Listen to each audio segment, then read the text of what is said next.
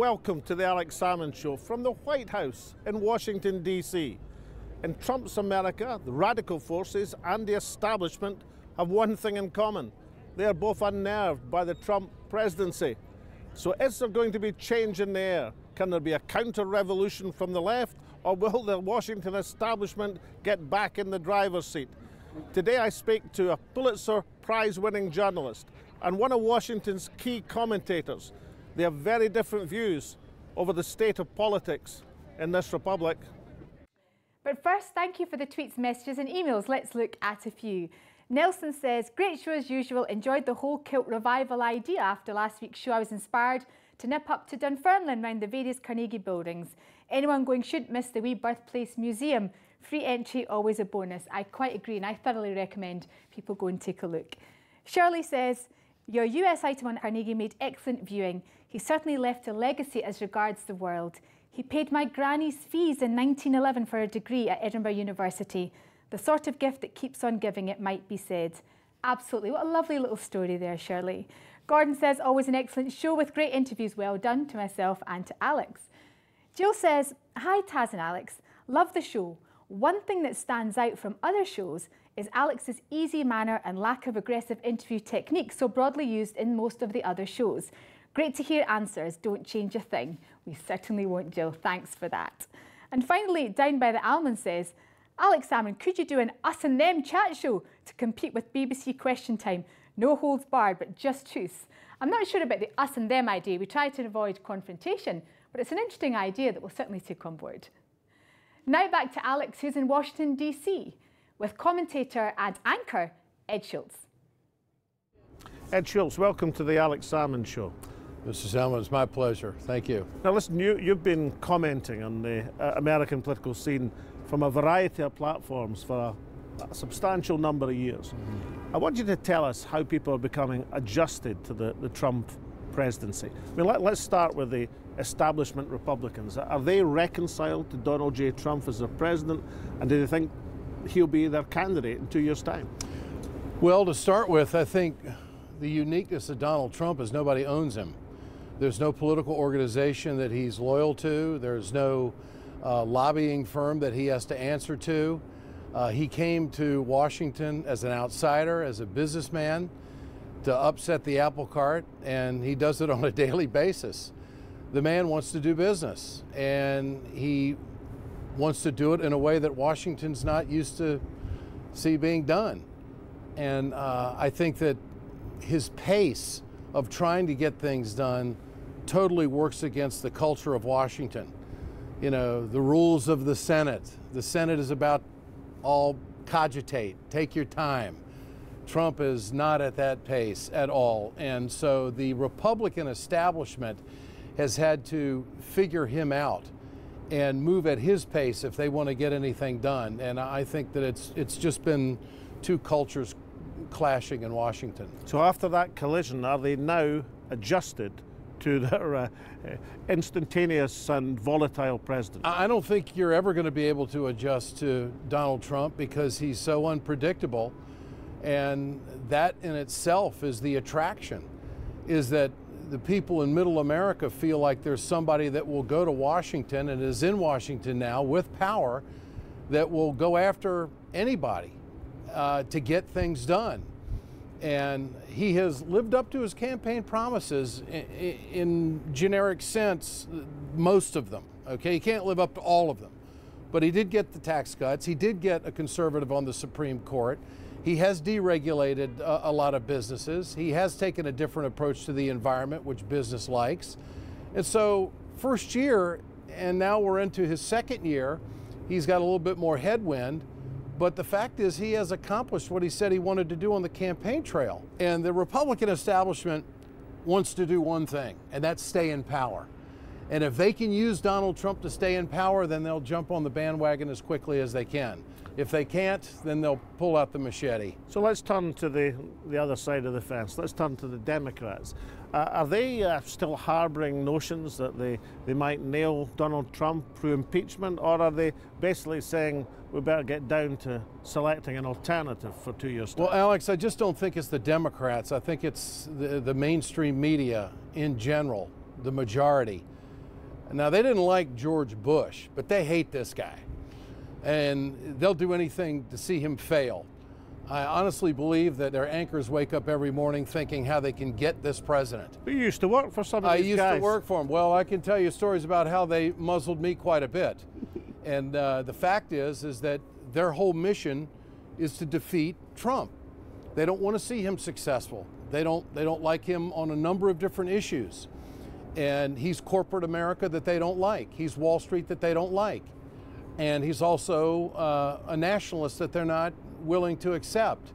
And so he's taken all of these people on a daily basis. He uses his Twitter to go directly to his followers, and that's what they are. They're believers.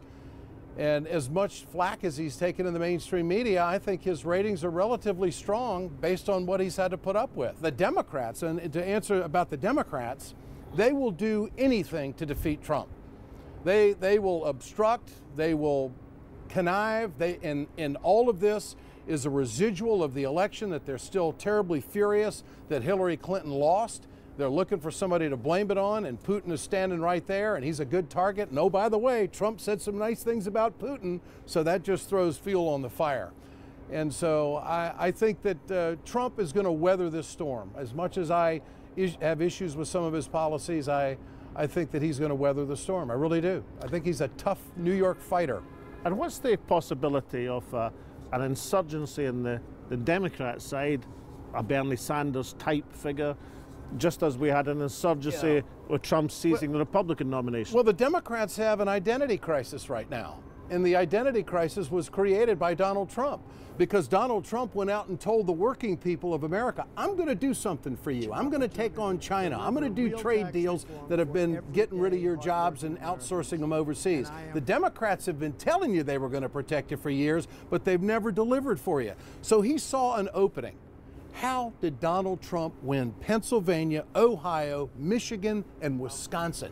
He did it because he went in there and he told these American workers that he was going to be true to his word and fight like hell to keep their jobs. And the Democrats were outflanked. And Hillary Clinton never even went to Wisconsin. She never went there. She was only in Michigan late in the campaign, and by that time it was over. So at one stage in your career, Ed, you were known as the liberal commentator who could speak to the masses. Is there a politician going to emerge who can pull off that trick? Well, I think the best chance right now is Bernie Sanders, and I think that he may run again. Now, we're light years from 2020 and who's going to run, but he's proven, he has shown the Democrats and the progressive movement in America what's the model. $27 a month means something. Your voice can count. He made people believe that their voice could count. Now there's an identity crisis for the Democrats. Are you a Bernie-crat? Do you follow Bernie Sanders and be a real progressive and go hard on universal health care, go hard on Medicare for all, go hard on education, and go hard on these minimum wage issues and fairness and equality? Do you go down that road? Or do you be the Clinton Democrat? Do you be the Terry McAuliffe next Clinton Democrat? Is that where it's going to go? And I think the Democrats have got some serious questions to answer about who they're going to follow and what they really stand for. November 2020, will Donald Trump be still up Pennsylvania Avenue, or will he be back to his golf course in Aberdeen? Trump is a winner. He figures out a way to win, and he will leave no stone unturned. This will not be an easy presidential election for the Democrats if Trump runs, and I think that's the question. I think he does want to run. I think I don't believe that the midterms are going to have a big, weigh heavy on his decision about whether he's going to run. He wants to accomplish things, and if he thinks he's on the right track to do it, I think he's going to run again. I really do. Donald Trump has been famous for his impatience with some of his appointed advisors, and he's got rid of a whole crew of people and brought in a new team. Now, thinking about that new team that's been brought in, is that going to affect his attitude to foreign policy? Or alternatively, are they only going to last a year as well, and he'll bring in another fresh squad? Well, it's pretty obvious Donald Trump falls in and out of love about 4 or 5 times a day. He's a hard guy to work for, apparently. There's been a high number of turnover with quality people. I don't think there's anybody better than Rex Tillerson. He came highly recommended from the Republican establishment, where former executives in the government said, this is the guy you got to get. And I thought that he was undercut quite a bit. And I think it was very hard on Rex Tillerson when he left, because he does not come from a culture of failure. He's one of the most successful businessmen on the globe. And I think he was terribly frustrated at the manner and the way he was handled and the way he was managed. Pompeo is a hawk. That sends a real message to North Korea. Now North Korea knows that there's somebody in the ear of the president that wants to take military action. And I think that that plays into the hand of China and Russia coming together and making a military alliance and a new founding between the two superpowers that was never there before. I think Trump's got the globe nervous, not only with the way he talks, but the people that he's surrounded him with. Maybe that's just to make him the nice guy in comparison with the people he's appointing. He has a way of wiggling out of just about everything. There's no question about that. But he clearly has a hawkish fraternity around him right now, and whether that is going to be good for the globe, I'm not sure yet. Thinking about individual foreign relations, the potential trade war with China, or is that just positioning? The rapprochement with Putin, which clearly doesn't go down well with many, many forces in the United States, and in particular, what's Donald Trump got against Iran? Well, first of all, there's this big wall, it's called ego. He didn't do this deal, somebody else did, and he wants to go in and do a deal and put his signature on it. And as fundamental and as simplistic as that is, I believe that's really at the heart of it all. He loves to go up and berate Obama and berate Bush and any other president who made a deal, because he's the deal maker and he's the guy that's going to go in and negotiate something better. I think it's as much ego as it is anything else. I don't think he understands the complexities of the Middle East. I don't think he understands the cultured history of the Middle East. And I think his attention span is dangerous when it comes to international relations. And he doesn't have the media helping him out at all. So his new people around him are going to have, I think, a tremendous amount of influence when it comes to foreign policy. And when he gets rid of the new team, if Ed Schultz gets a call and says, I'd really love to have you on board, Ed, what would your answer be? No, I'm very happy at RT America. This is the most freedom I've ever had with a microphone in front of me, and I'm well suited where I am. Ed Schultz, thank you so much. Alex, my pleasure. Thank you so much. Welcome back. Chris Hedges carries a unique combination of being both a Pulitzer Prize-winning journalist and a Presbyterian minister. He's also someone who believes that the democratic future of this republic has some stormy times ahead. Well, Chris Hedges, welcome to the Alex Salmond Show. Thank you. Listen, your background, Pulitzer Prize-winning war correspondent and Presbyterian minister. Now, that is a relatively unusual combination. How come? I had a friend of mine, Stephen Kinzer, who also wrote for the New York Times, who once said to me, "You're not really a journalist, you're just a preacher pretending to be a journalist." And I think that's true. I think good journalists, like good preachers, care about the truth. And that's not necessarily, in the world of journalism, what your primary goal is, especially if you're a careerist. I mean, we manipulate as journalists facts, and I can take the same set of facts and spin them any way you want. But your original intention was to be ordained as a minister. Well, yes. When I went to Harvard Divinity School, I lived in a housing project in Roxbury. I was going to be an inner city minister. I soured on the liberal church, liberal institutions, including Harvard, where people sat around talking about empowering people they never met. I was going home every night to the projects. I took time off. I went to Latin America. I studied Spanish with the Catholic Missionary Society.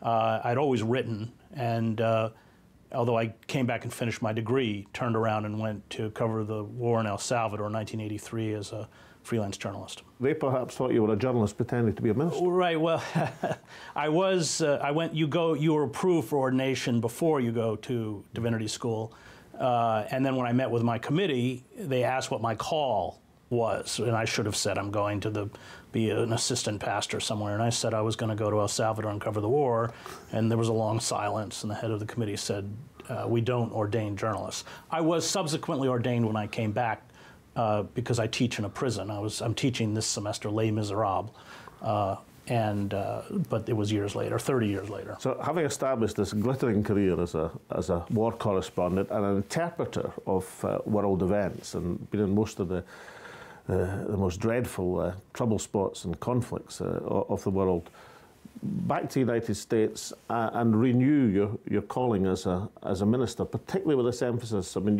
your parish effectively is a prison. I mean, I make my living as a writer. A lot of the prison teaching I do, I'm buying the books for them. So it's an important part of what I do, but it's not a very public part of what I do.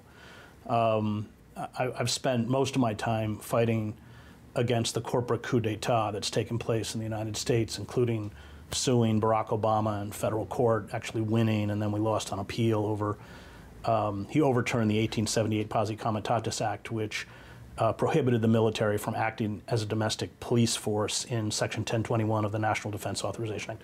We sued him, we won. Most people would rate Barack Obama as a pretty decent individual and human being. Most people, that would be the general view. Particularly, people are always more popular outside their country often, but that would be the general view internationally. And do you think presidents, regardless of good intentions, become effectively imprisoned in the office? I mean, first of all, a lot of people are terrorized by militarized drones, don't have a very, and he expanded the militarized drone warfare extensively, understand very well who Barack Obama is. My students in prison know very well who Barack Obama is. And I would argue the 2002 Authorization to Use Military Force Act is giving the executive branch the right to assassinate American citizens, and I'm speaking about Anwar al-Awlaki in Yemen and his 16-year-old son, the use of the Espionage Act to shut down whistleblowers, after the Snowden revelations, failing to curb wholesale surveillance of every U.S. citizen, and all of our personal information, everything is stored in perpetuity in huge government computers. So his public image, of course, which is highly cultivated, was effective.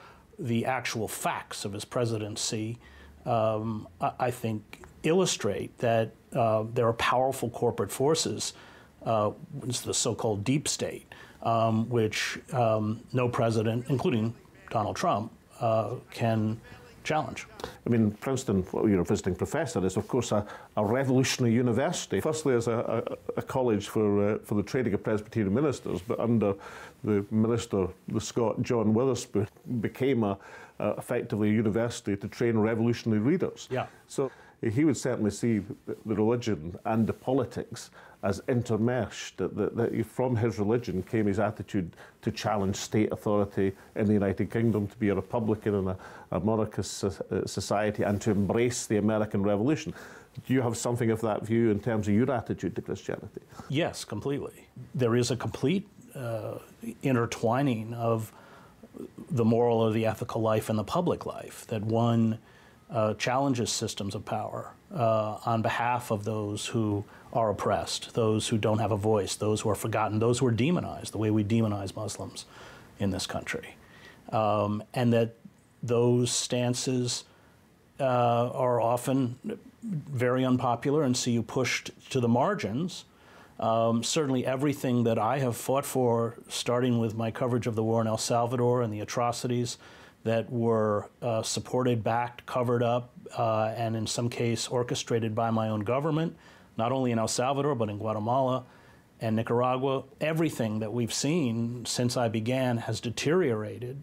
Certainly the political climate of my own country is in deep decay. But you're putting forward a pretty depressing view of the state of the nation in America and the state internationally. But isn't there an alternative view that the social media can democratize the means of communication, that populism doesn't have to be a right-wing owned concept? The critics of imperialism and capitalism, corporate capitalism in the United States, have been pushed on the internet to the margins. We have seen Google, Facebook, Twitter impose algorithms to fight quote-unquote fake news.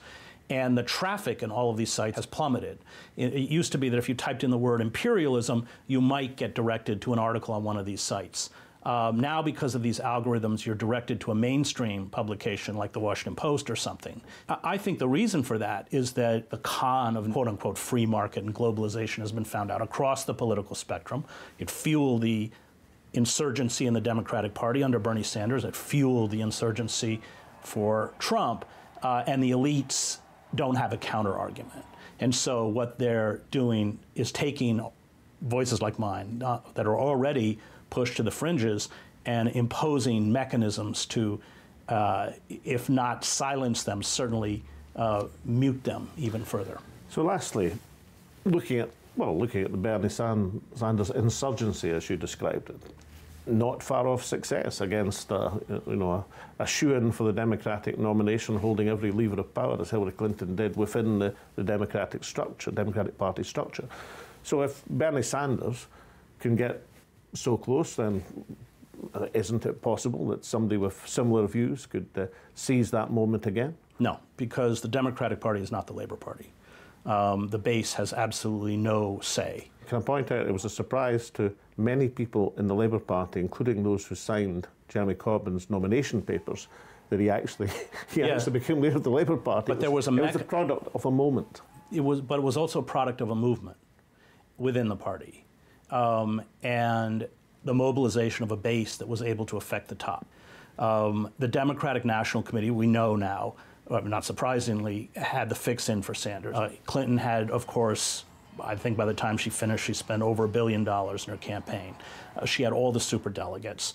There was no way, I mean, I actually spoke with Bernie about this. I mean, there was no, before he announced, there was no way the Democratic Party was ever going to give the nomination to Sanders. If we are to wrest back control of our democracy, it's going to mean that it's going to go beyond a particular election cycle. So he raised a lot of money, he talked about a political revolution, and he ends it by running around the country telling people to vote for Hillary Clinton, which for me was, it ended up being futile. What hope, if any, does Chris Hedges have for the next Reverend John Witherspoon wanting to provoke dramatic, radical change in these United States? None in the United States. I mean, I just finished a book called America, the Farewell Tour.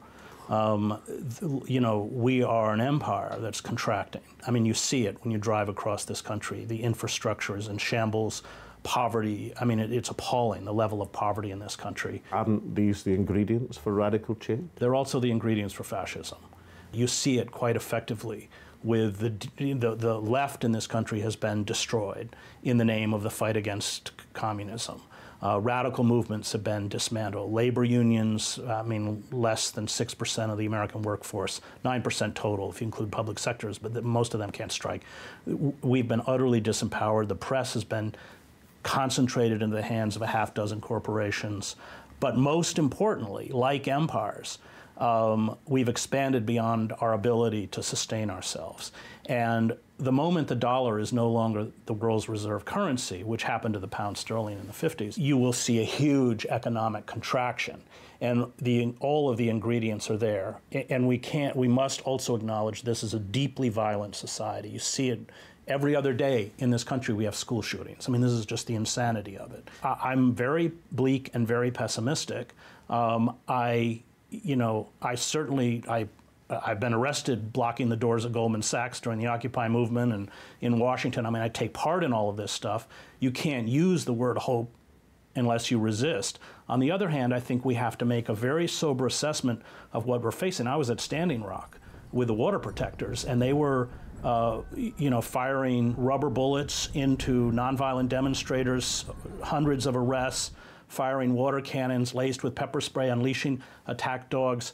And if young Chris Hedges was starting out and had been turned down from his original calling into the ministry because he wanted to pursue a career in journalism, would you be looking at your Pulitzer Prize to talk about what's happening here in the United States as opposed to the atrocities which were happening internationally, which you so brilliantly reported? Well, if I started as a journalist today, I'd never get a job. The mechanisms that were there when I began, the diffuse forms within the media, the acceptance of critiques. I mean, if you go back to the 1960s in this country, on public television, you could see Malcolm X, you could see James Baldwin, you could see Noam Chomsky. That's all disappeared. And so the ability on the part of critics to reach a wider audience has been so heavily curtailed that I don't think I could replicate my career. I don't think I could, you know, at this point walk into the New York Times as I didn't spend 15 years and actually do well. I don't think that's possible anymore. I think, you know, our only hope is kind of what the South Africans did. That's non-cooperation. I mean, that's why I was at Standing Rock. I think that we're watching it with teachers rising up who are defying their own unions. That's where the hope is. But it really is about, at this point, obstructing these corporate centers of power and the politicians in our system of legalized bribery who work for them. I don't think the system itself is reformable. Well, Chris Hedges, your voice heard today on the Alex Salmond Show. Now, just one thing more. Tradition in the show for our guests is to present them for Quaich. That's Gaelic, Scots Gaelic for a loving cup. You know the drill. Whiskey in the Quaich and passed round your close friends. Great. Thank you so much for the interview. Thank you very much, Alex. Thanks. The statue of Abraham Lincoln in Union Square, Manhattan. There can hardly be two more different people, more different presidents than Abraham Lincoln and Donald J. Trump. But they have this much in common. Both were elected as challengers to the political establishment on a minority of the popular vote, but a majority in the Electoral College. Lincoln's election provoked the Civil War, and out of that became the saving of the Union, the freeing of 4 million slaves. It can hardly be said that these immense values were obtained at a bargain. For every 5 slaves freed, 1 Yank or 1 Reb or 1 civilian died. Out of the Trump election, it is difficult to see what enormous values are being pursued. But certainly the disruption to the political system threatens trade wars, real wars, social division within these United States. But certainly from that will come change in America. There'll be a different political system that emerges from the Trump presidency. Perhaps better, perhaps worse, but certainly different. From Taz and myself and all at the Alex Salmond Show, goodbye for now. Coming up on next week's show, politics in this capital entered the surreal the minute that Donald J. Trump entered the White House. But just as Donald Trump planned an insurgency to capture the grand old party from the right, so forces of the radical side of American politics are planning a counter-revolution. I speak to one of the United States' most renowned human rights activists and to a group of young people looking forward to changing the world.